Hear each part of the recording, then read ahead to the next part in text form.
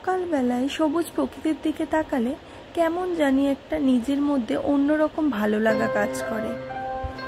দিকে দেখলেই কেমন যেন একটা শান্তি লাগে, ঠিক যেমনই শান্তি লাগে বাবা মার মুখের দিকে তাকালেই। বাবা মাকে নিয়ে কিছু বলতে গেলেই চলে আসে চোখের কোণে জল। সবাই যেন বাবা মাকে খুব ভালোবাসে, তাই না? কিন্তু বাবা মাকে নিয়ে কিছু বলতে গেলেই সবার চোখে কেমন যেন একটা জল চলে আসে। যাই হোক বন্ধুরা, আমার এই ভিডিওতে তোমাদের সাথে আমি অনেক গল্প করব। তার আগে আমি আমার পরিচয়টা সেরে নিই। Hello everyone, good morning. আমি কলকাতা থেকে রাজিয়া, আর আমার রাজিয়াস লাইফস্টাইল চ্যানেলে তোমাদের অনেক অনেক ভালোবাসা। সুন্দর আরও একটি নতুন সকালের সাথে আর গরম গরম চা নিয়ে আমার এই সুন্দর ব্লগটি আমি স্টার্ট করছি। আশা রাখছি আমার সুন্দর বন্ধুগণ আমার এই ভিডিওটা স্কিপ না করে পুরো ভিডিওটা দেখবে। আর আমার বন্ধুদের কাছে একটাই অনুরোধ, আমার ভিডিওটি দেখে আর আমার ভিডিওটি একটি করে লাইক করে দেবেন। আজ অনেক সকাল সকাল আমি আমার ব্লগটা স্টার্ট করে ফেলেছি, আর পুরো ব্লগটা জুড়ে থাকার অনুরোধ রইল। আই হোপ তোমাদের ভালো লাগবে। দেখতেই পাচ্ছ চা ঢেলে নিয়েছি আমার শাশুড়িদের। আমি সকালবেলা উঠেই রান্নাটা চাপিয়ে দিয়েছি, কারণ কি বলতো, আমার ছোট বেবি আছে তো, আর ও হচ্ছে টাইমলি খায়। দুপুর 1টা, 12:30, 1টার মধ্যে আমি ওকে না খাওয়ানোর চেষ্টা করি। আর আমাদের বাড়িতে না অনেক রান্না, তো সেটাই আমাকে তো টাইমলি করে নিতে হবে 1টার মধ্যে। ওই জন্য আমি আমার শাশুড়ির চাটা দিয়েই সকালের ব্রেকফাস্টে, ওরা চা রুটি খায়, তো ওদেরকে চাটা দিয়ে আমি এদিকে রান্না বসাতে শুরু করে দিয়েছি।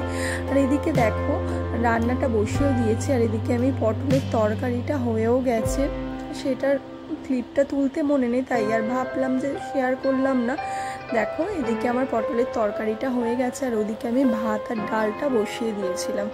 তারপর আজকে আমি তোমাদেরকে না আমার শখের লিভিং রুমটা একদম পরিপাটি নিজের মতো করে সাজিয়ে গুছিয়ে নেব।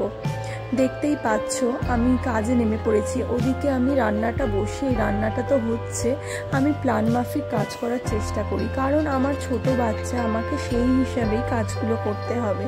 তো ওদিকে আমি রান্নাটা চাপিয়ে দিয়ে এসেছি। আর আমার শখের, অনেক শখের বলতে পারো এই জায়গাটা, আর এই শখের জায়গাটা আমি ক্লিন করতে চলে এসেছি। আজকে দেখতেই পেলে যেই কভারগুলো লাগানো ছিল সেইগুলো ভাবলাম আজকে চেঞ্জ করে দিই। আর এই কভারগুলো দেখতেই পাচ্ছ, এই কভারগুলো কিন্তু মিশো থেকে অর্ডার দিয়েছিলাম, চলেও এসেছে। অনেক দিনের কভার আমার শাশুড়ির, আর কি ভীষণ সুন্দর। আমার তো ভীষণ পছন্দের একটা জিনিস, খুব ভালো লাগে আমার এই কভারগুলো। আর ভাবলাম যে তোমাদের সাথে গল্প করতে করতে এই কাজগুলো আমার হয়ে যাবে। আর এখন তো ভীষণ গরম, আর তুমি যদি প্ল্যান মাফিক না কাজগুলো করো, রান্নাঘরে না ভীষণ গরম হয়।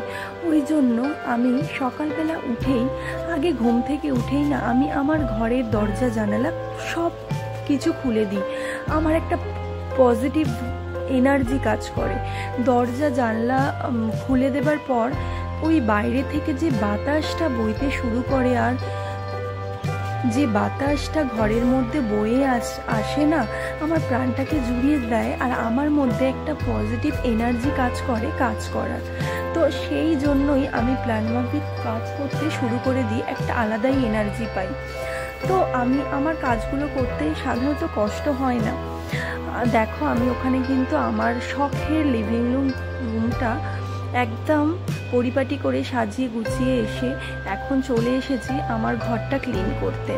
আর ভাবলাম যে ঘরটাও ক্লিন করা যাক, তো ওই জন্য দেখো আমি সকালবেলা উঠেই আগে আমি জানালা খোলার চেষ্টা করি, কারণ জানালা খুললে না একটা আলাদাই একটা এনার্জি কাজ করে আমার মধ্যে। ওই জন্য আমি আগে জানালাটা খোলার চেষ্টা করি।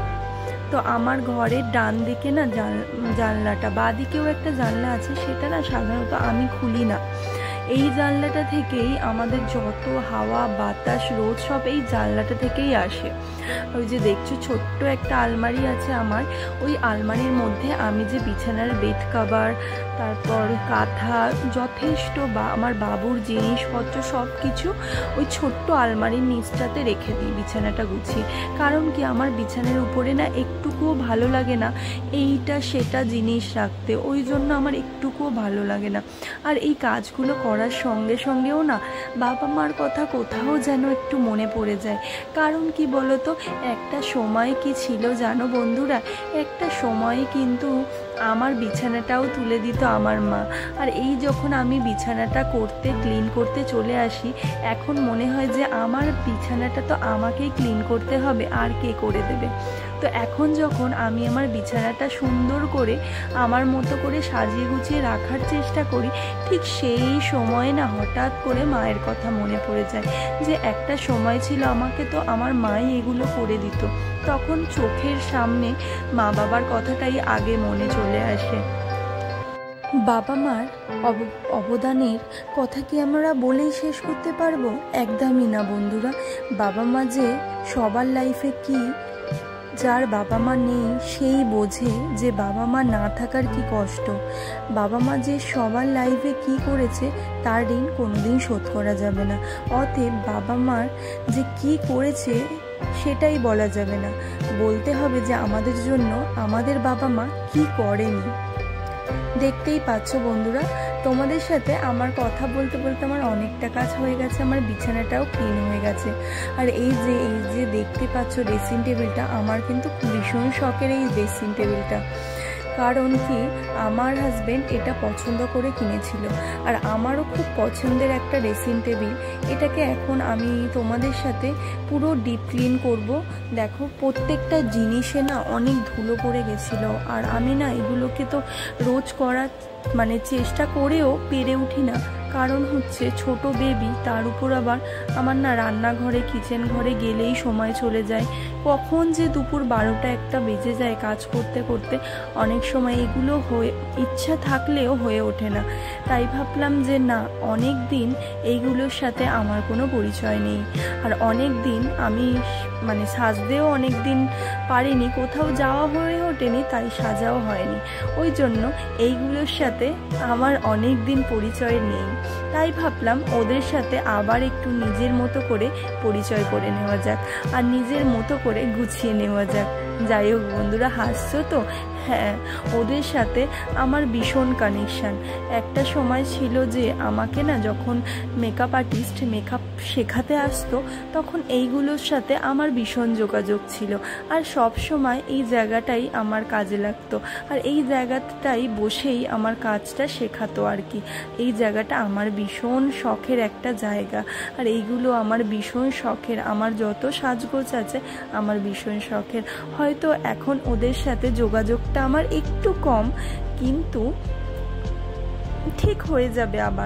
আবার কোথাও যাব, আবার বাবু যখন একটু বড় হবে, মানুষের শখের তো শেষ নেই, তো সেরকমই একটা ব্যাপার। ছোট্ট ছোট্ট আমার কাছে ছোট্ট ছোট্ট খুশি, ছোট্ট ছোট্ট স্বপ্নগুলোই অনেক বড়। আমার বাবা মা যেগুলো আমাকে ছোট্ট ছোট্ট জিনিসগুলো অনেক দেবার চেষ্টা করেছে, আর ওই জন্যই ভালো কিছু করতে গেলেই আগে বাবা মার কথাই মনে পড়ে। আর যদি আমার কোনো প্রবলেম হয়, আগে মায়ের কথাই মনে পড়ে যে এটা আমার হাজব্যান্ড এটা বললো, আমার বাড়ির লোক তো এরকম বলতো না আমাকে। ঠিক ছোট্ট ছোট্ট মুহূর্তেগুলোই বাবা মার কথা আমার ঠিক মনে পড়ে যায়। যদি আমাকে কিছু বলা হয়, তখন ঠিক আমার বাড়ির কথাই ফার্স্টে বাবা মার কথাই মনে পড়ে যায় যে আমার বাবা মা তো আমার সাথে এরকম করতো না। সংসারেই কি এটাই কি সংসার, আর এটাই কি সংসারের মানিয়ে নেওয়া বলে? আগে যখন বাবা মা একটু বকতো তখন চোখ দিয়ে হু হু করে জল পড়তো আমাদের, আর এখন তো সমস্তটা মানিয়ে নেবার চেষ্টা করি।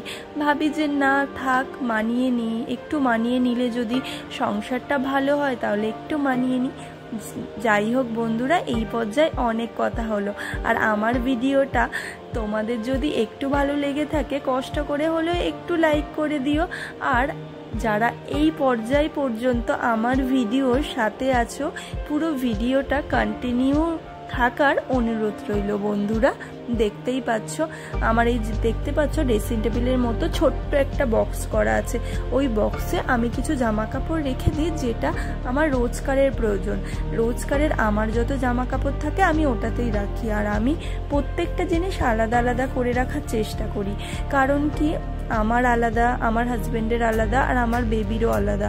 কারণ কি নিতে সুবিধা হয় আর ঘেটেও যায় না, সব সময় আমাকে গুছাতেও হয় না। ওই যে ভাজে ভাজে একবার করে রেখে দিই তাতেই হয়ে যায়। দেখতেই পেলে আমার কয়েকটা হেয়ার ব্যান্ড ওখানে ঝুলছে। হ্যাঁ বন্ধুরা, আমার হাজব্যান্ড দীঘা থেকে যখন দীঘা ঘুরতে গেছিলাম তখন ওই হেয়ার ব্যান্ডগুলো এনে দিয়েছিল। আর কেমন লাগছে প্লিজ আমাকে জানিও হেয়ার ব্যান্ডগুলো। দেখো বন্ধুরা, তোমাদের সাথে কথা বলতে বলতে কিন্তু আমি পুরো ক্লিন করে নিয়েছি আমার স্বপ্নের জায়গাটা, আমার শখের জায়গাটা। আর আমার শখের জায়গাটা তোমাদের কেমন লেগেছে তোমাদের সাথে শেয়ার করেছি, প্লিজ একটু জানিও। আর আমার ভিডিওটা এতক্ষণ যারা দেখছিলে তোমাদের যদি ভালো লেগে থাকে লাইক কমেন্ট শেয়ার করে দিও। আর আমার যারা নতুন বন্ধুরা ভিজিট করছো আমার পরিবারে, যদি তোমাদের আমার ভিডিওটা ভালো লেগে থাকে তোমরা আমার পরিবারের একটা ছোট্ট মিষ্টি হয়ে বন্ধু হয়ে থেকে যেতে পারো। বন্ধুরা টাটা বাই, আবার একটা ভিডিওর সাথে আমাদের সাথে দেখা হবে। টাটা।